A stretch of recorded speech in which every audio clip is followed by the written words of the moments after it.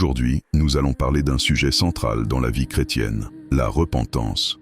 Beaucoup de personnes pensent que la repentance, c'est simplement dire pardon à Dieu. Mais la repentance biblique est bien plus profonde. C'est un changement de cœur, un changement de direction, un retour sincère vers Dieu. La première étape de la repentance, c'est la reconnaissance du péché. On ne peut pas être pardonné pour un péché qu'on refuse de reconnaître. Dans Première Épître de Jean 1,9, la Bible dit « Si nous confessons nos péchés, il est fidèle et juste pour nous les pardonner et pour nous purifier de toute iniquité. » Confesser, ce n'est pas parler de manière vague, c'est nommer le péché, reconnaître clairement ce qu'on a fait. Dans le livre des Psaumes 32, David explique qu'aussi longtemps qu'il gardait le silence, son cœur était troublé, mais lorsqu'il a reconnu son péché, il a trouvé la délivrance. Cela nous montre une chose, le péché caché crée un poids intérieur, mais le péché confessé libère. La deuxième étape de la repentance, c'est prendre la décision de demander pardon. Demander pardon à Dieu, mais aussi aux personnes que nous avons offensées. Dans Évangile selon Matthieu 5, 23-24, Jésus dit que si tu viens offrir ton offrande et que tu te souviens que ton frère a quelque chose contre toi, laisse ton offrande et va d'abord te réconcilier.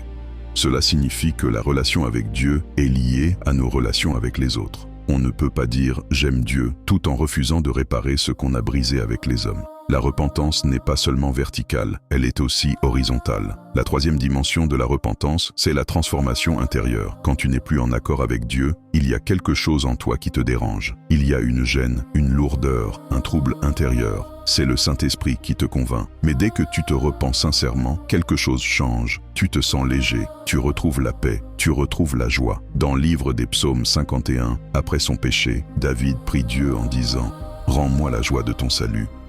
Cela montre que le péché vole la joie, mais la repentance restaure la joie. La repentance n'est pas une humiliation, c'est une restauration. Et il y a une vérité puissante. Ne mesure jamais ton adoration. Dans Évangile selon Luc 7, 47, Jésus dit « Celui à qui on pardonne peu aime peu, mais celui à qui on pardonne beaucoup aime beaucoup. » Quand tu comprends combien Dieu t'a pardonné, ton adoration change. Tu n'adores plus par habitude, tu adores avec reconnaissance. Regarde David. Malgré ses fautes, c'était un homme d'adoration. Pourquoi? Parce qu'il connaissait la miséricorde de Dieu. Quand Dieu est miséricordieux envers toi, tu ne peux pas rester froid. Ton cœur brûle pour lui.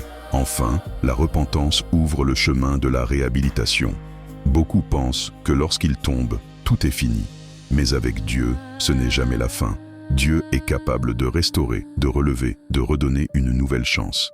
Dans Épître aux Romains 8.1, il est écrit « Il n'y a donc maintenant aucune condamnation pour ceux qui sont en Jésus-Christ. » Et dans Romains 8.33, il est dit « Qui accusera les élus de Dieu?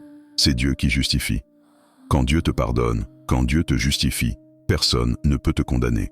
Regarde l'exemple de Pierre. Il a renié Jésus 3 fois. Humainement, son ministère était terminé. Mais après sa repentance, Jésus l'a restauré et il est devenu un pilier de l'Église. Cela montre que la chute n'est pas la fin. Ce qui compte, c'est la repentance. La repentance n'est pas une faiblesse. C'est une force spirituelle. C'est le chemin qui te ramène à Dieu, qui restaure ta joie et qui réactive ta destinée. Si ce message t'a parlé, écris en commentaire « Seigneur, je me repens sincèrement ». Abonne-toi à Holy Story pour recevoir des enseignements qui transforment ta vie spirituelle. Active la cloche pour ne manquer aucune vidéo et partage ce message avec quelqu'un qui a besoin de revenir à Dieu. Parce que là où il y a une vraie repentance, il y a une nouvelle vie.